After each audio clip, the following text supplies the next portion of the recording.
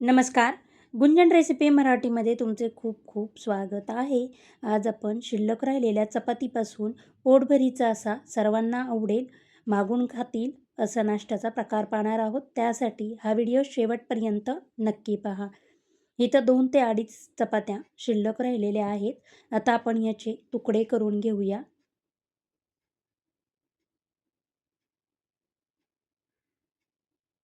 मोठ्या मोठ्या आकारातच हे तुकडे करून घेतलेले आहे. आणि आता मिक्सरचं भांडं घेऊन मिक्सरच्या भांड्यात हे केलेले चपातीचे तुकडे काढून मिक्सरला आपण हे बारीक असं वाटून घेणार आहोत. आता एक बाऊल घेऊन आपण यामध्ये हे मिक्सरला वाटलेलं काढून घेणार आहोत. एकदम ब्रेड क्रम्ब सारखं दिसत आहे. आता यामध्ये आपण उकडलेला एक बटाटा किसून टाकूया.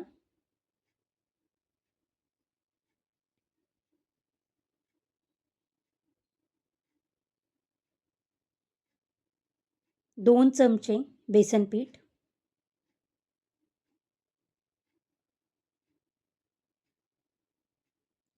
1 छोटा कांदा आपण बारीक असा कट करून घेतलेला आहे, 1 शिमला मिरची,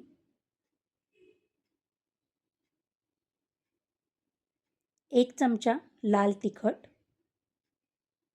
अर्धा चमचा हळद,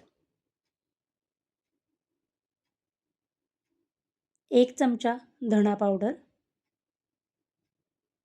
1 चमचा आपण सब्जी मसाला वापरलेला आहे.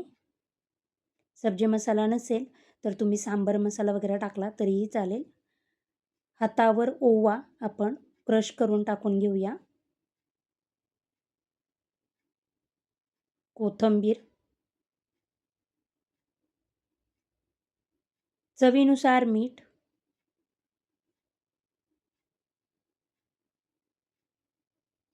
टाकून आपण हे सर्व एकजीव करून घेऊया. इथे मी पाण्याचा वापर केलेला नाही आहे. उकडलेल्या बटाट्यामध्येच हे पीठ मी हे सर्व मिश्रण मळून घेतलेलं आहे. बघा आपलं मिश्रण तयार झालेलं आहे.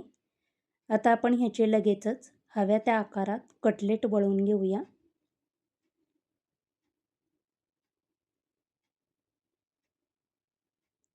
मी इथं ओव्हल शेपमध्ये हे कटलेट तयार करून घेतलेले आहेत.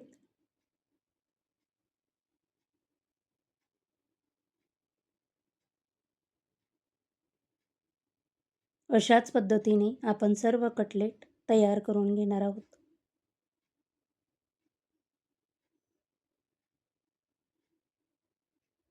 पॅनमध्ये मी तेल गरम करून घेतलेलं आहे. तेल आपण 2 ते 3 चमचेच टाकून घेतलेलं आहे आणि हे कटलेट आपण शॅलो फ्राय करून घेणार आहोत.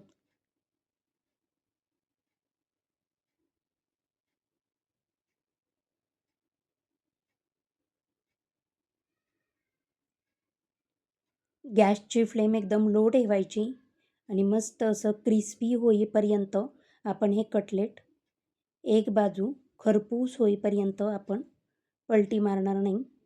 आणि एक बाजू पूर्ण खरपूस झाली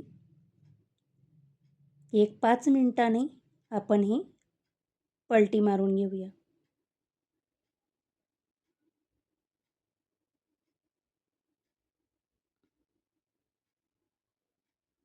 मस्त असे हे खरपूस भाजले जातात. तुम्हाला जर माझे व्हिडिओ आवडत असतील तर प्लीज लाईक, शेअर, सबस्क्राईब करा.